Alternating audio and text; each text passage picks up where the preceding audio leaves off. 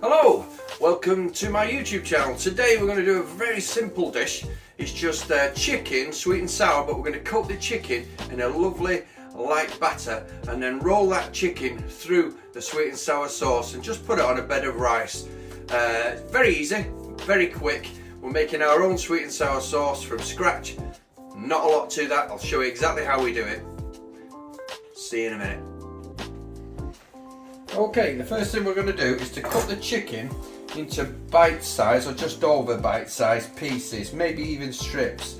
I got this from Lidl today because it's reduced by 50% because it's today's date.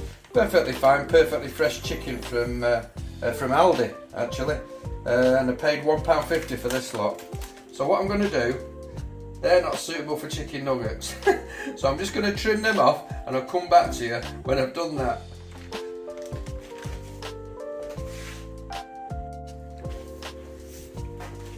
Okay, I've cut my chicken now. I want them to be a fair size because I don't spend all day dropping them in the fryer making little tiny chicken nugget type things. That's not what I'm after. So they're these sort of sizes, all roughly the same thickness so they cook evenly. Now as usual, what I'm going to do with mine, I'm going to soak them for about an hour in milk. And the action of milk on chicken is to make it really soft. It affects the proteins and starts breaking them down and makes it absolutely lovely and juicy.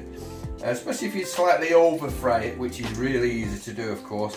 It gives you a better chance of the chicken still being tender. So that's what we're looking for. Put that in the fridge for as long as you can. Not more than 2 hours though, because it does start going a bit strained and gelatinous, which is a terrible word. I hate that word. But yeah. An hour is about right.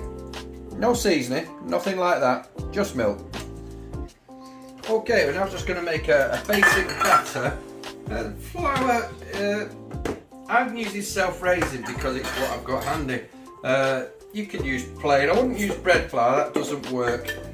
So just for those chickens that I've got, I'm probably going to use 2 cups, or the equivalent, probably just under 2 cups of flour to start with, but it's all about the mix. Just adding water so it's the consistency that you want. Now once I start adding, what I tend to do with mine, I put about a teaspoon of paprika in there, that's all, and about a teaspoon and a half of salt. Then right at the end, I'll add a bit of ground pepper in. Now I don't want to overdo it, but I'll just keep doing this and I'll come back to you when I've got the right consistency and then you can have a look. Okay, it's been about 5 minutes now and it's come together. Don't worry too much about little tiny lumps and things like that because they can become like the crispy parts on your batter once you deep fry the chicken. But that's what you're looking for roughly. You see that? So when you go in the bowl and you do that, it sort of separates for a second and that's your batter done. All I'm going to do now is put some flour in here, season it again with a bit of paprika, tiny bit of salt and some black pepper. And that's what we'll put our chicken in before we put it in the batter.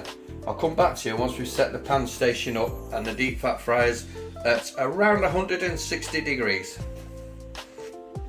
Okay, the fat's reached 160 degrees now. Now I'll just show you one because I've got quite a few to do. It's not the most interesting video if I'm doing them all for you. So chicken out of the milk, into the seasoned flour. Make sure you coat it everywhere.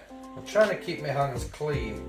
It's good practice, but it doesn't always work. You always end up forgetting. Make sure you get the chicken completely covered in that flour, otherwise the batter won't stick. Once you're happy with that, into the batter, let the batter go, let the chicken go, so you don't miss out where your tongs are. So in there, let it drip, should only drip a bit, and then lay it away from you nice and gentle.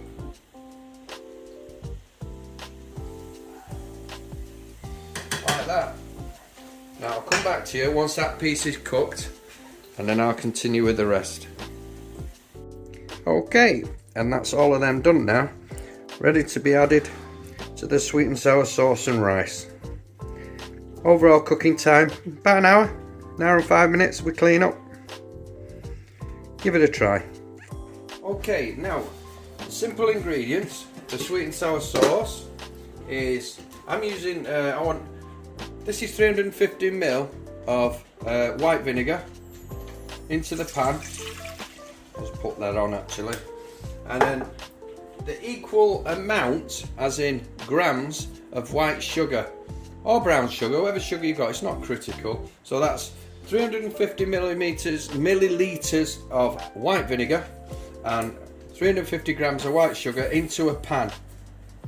Now the other ingredients that's going to go in here once that's dissolved are pineapple, onions, and I'm going to put a little bit of tomato paste in there just for colour more than anything else. Now I would normally put bell peppers in, but there was none there. So all we're having today is the pineapples and the onions, but if you've got some bell peppers in, throw them in as well. Now this pan, once it's dissolved, I'll come back to you once we start adding the ingredients in, and we'll do a little bit of a taste test. It's that simple. Been about 5 minutes now, and that sugar's dissolved into the vinegar. And I've just had a little taste, and it already tastes like the typical classic sweet and sour, because literally you've got sweet and you've got sour. So what I'm going to add to that now, while it's still getting hot, is the pineapple, some pineapples which I've chopped up in there, and to balance the sweetness of the pineapple is some onions. Again, it's all a balance, so sort of 50-50 of everything. If it's sweet and sour, you don't want it to be too sweet and you don't want it to be too sour. Now I'm going to stir that for 2 minutes, then I'm going to let it simmer for about 10 minutes. Then after that I'm going to add the tomato paste. I'll come back to you at that point, and then pretty much that'll be the sauce done. We'll just reduce it down to the thickness that you want. It's been about 5 minutes now, 10 minutes maybe. I've just done a taste test on that. That's perfectly balanced. I've got a nice touch of sweetness and a nice touch of sour with the vinegar. So just to try and develop the colour now, more about looks than anything, I'm going to put about a tablespoon of tomato puree in there. Like I say, it's simply for colour, nothing else.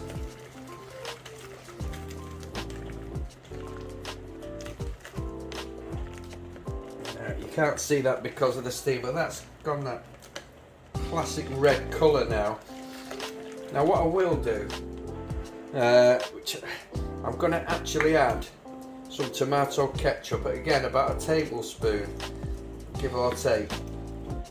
Again, not critical. What you got to bear in mind about tomato ketchup, it's a good cheat because it's got the tartness of the vinegar and it's also got the sweetness of the tomatoes. So that's a pretty well balanced addition. You don't have to put that in there, just I wanted it to be a little bit more red. Now that's going to simmer away now for about 15 minutes, and I'll come back to you and show you exactly what we've got left. Okay, the sauce is more or less complete now, so what I thought I'd do, I just put some into a glass, a jug if you like, just to show you what I meant by the colour that you get from the tomato sauce and the tomato paste. And then you're familiar with the stuff you get from your Chinese. It's all about familiarity, but the taste is good as well. I just thought I'd show you the colour there, just so you can see what I was talking about.